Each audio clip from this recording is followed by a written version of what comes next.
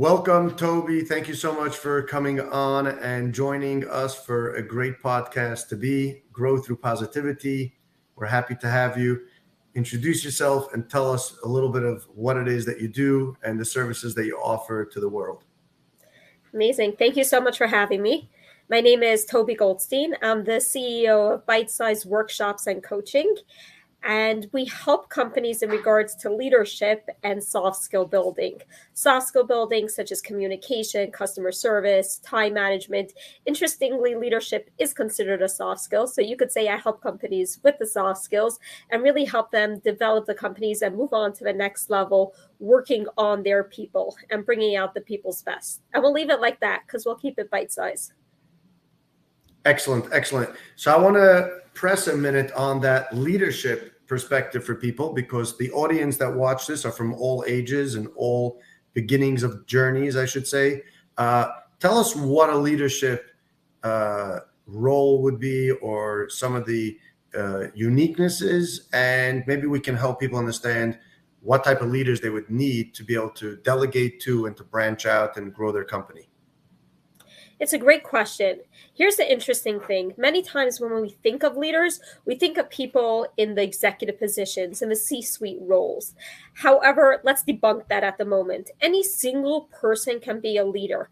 I don't care what job they have, but if they are leading, and they could just be leading themselves, they don't have to be leading a team, but they're leading themselves down the right path and working with a vision and working with that greater goal in mind, and they're focused on the skills and tools that they need to do their job well, they are a leader. And they can be a powerful leader as that. So yes, every single person can be a leader. Generally, most of the work that I do are the people within the executive positions within the C-suite, and we focus on building their leadership skills, helping them help their people bring out their best. In other words, I work with a leader to build more leaders. So that's why I love what I do, because they give the people the opportunity for growth and the opportunity to change. There is just a quick, interesting quote is just 10% of people are born leaders. I know sometimes we use the term born leader. Oh, that person is a born leader. Only 10% of people are born leaders. So many of those other leaders are actually made, and you too can become that made leader. Excellent. I love what you just said, and I want to dive a little deeper into that perspective, because as you know, as a EOS implementer myself, we touch on leadership management equals accountability. That's not where I want to go, but I want to ask you to touch on that management in the sense of where it grows, like you said, the other 90%, not the born leaders that are entrepreneurial and end up in the C-suite and are very good at their leadership position, but those that start at the bottom, become managers and become managerial, and then move into that leadership. Take us through that for you. What does that mean for the transitioning of that, and some tips maybe for people to touch on to be able to hope for that or dream that? It's interesting because people confuse leaders and managers as the same group of people, and we generally sometimes just put them together. Here's what I like to explain is the difference is leaders are people who lead people. They think of people. Managers manage work. Now, that doesn't mean that leaders don't have work to be on top of, but they see things with that bigger picture. They're the ones on top of the mountain looking down, and they get to see everything that's around them. A manager just takes a look, is down there at the mountain, and can just see that limited vision of what's going on around them. So leaders, yes, have to exercise that bigger picture muscle at times. The more they exercise it, the better they become. The more they get used to communicating in the right way, the more they are aware of the people, different communication styles, different skills that can utilize that bigger picture vision, they can get there. And it's interesting, but you can hear of somebody who was in a leadership position, but people don't like to speak to that person. They'd rather speak to somebody else who is not in a leadership position. And what's going on is, I'll tell you this, the words are fooling us. That person in a leadership position is not the leader. The person who's not in a leadership position, that person is a leader. Owning and earning that name of a leader You have to earn it. You're working for it. It's not just something that you get. Hey, I'm an executive position, C-suite, I'm a leader. You're not a leader. You got to work for that. You don't just get it.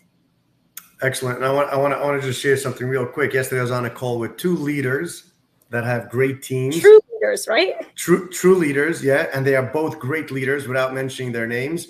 And what I loved about that conversation is that they both recognized that their teams have to work it out. They got onto the phone call just for the sake of communication and being open with each other, but then they both allowed their teams to execute it. So that's where it goes down to those managers. In EOS, for the quick one, we say the managers work in the business, the leaders work on the business. That's like a real quick one. But I want to touch a little bit in regards to the fact that you mentioned communication and vision. Help the audience understand the importance of that communication that you've seen working with so many of your clients, of how that helps them stay focused and elaborate in being able to execute on that vision, or making sure that they're in that vision element versus getting sidetracked. Let's talk a minute. We'll switch a little bit and I'll answer your question over there. Is accountability. Leaders do hold people accountable, and we need things to happen. Way things happen most of the time is with accountability. Now, accountability doesn't just happen out of the blue. There's a simple, quick, easy process in order for us to hold someone accountable. And that first baseline is that vision that you just mentioned. Is, yes, let's share with them a common purpose, a reason why they are doing something. Someone can be inputting data and somebody can be executing a massive engineering project. I don't care. But that person that's inputting the data can be much more engaged in their work than the person executing that bigger project. Why is that?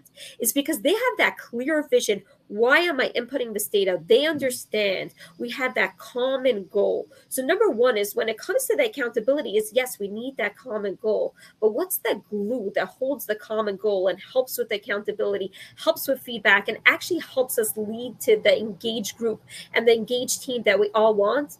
Communication. Communication is that glue that's going to string things along. I am going to communicate in order for me to communicate that vision. I am going to need to communicate my expectations and communicate it in a way that the person hears it, not the way I see it or I think I'm saying is. I'm thinking about that particular person. I'm going to communicate my expectations. I am going to communicate to see how I think things are coming along. What does my feedback look like? What type of feedback am I giving? I am also going to make sure that I'm training them right. Once again, communication. And then there's sometimes the consequence, positive consequences, negative consequences. Did things come through? That is going to be shared through communication. And when you have the right communication, you have the power to move somebody on from that, just that vision, from just that little idea of what I like, to action, to actually making things happen. And that's the power really of both of them.